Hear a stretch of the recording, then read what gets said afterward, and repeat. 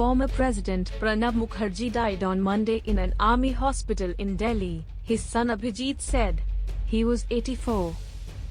Mukherjee was admitted to hospital on August 10 and a health bulletin this morning said he was in a deep coma and on ventilator support.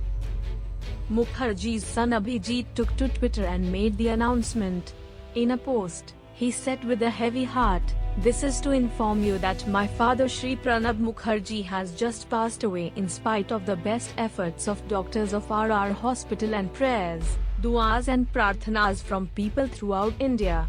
I thank all of you." Folded hands. The former president was admitted to the hospital in Delhi cantonment on August 10 and was operated the same day for removal of a clot in his brain. He later developed a lung infection. Pranab Mukherjee served as India's president between 2012 and 2017. His career in politics spanned over 5 decades.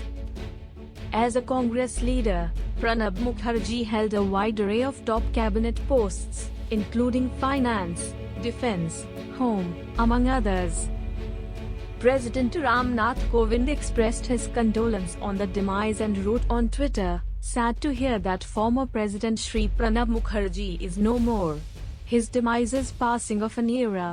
A colossus in public life, he served Mother India with the spirit of a sage. The nation mourns losing one of its worthiest sons. Condolences to his family, friends and all citizens." Union Defence Minister tweeted, "Deeply anguished by the demise of former President of India, Shri Pranab Mukherjee ji. He was widely respected by the people across all sections of society. His demise is a personal loss.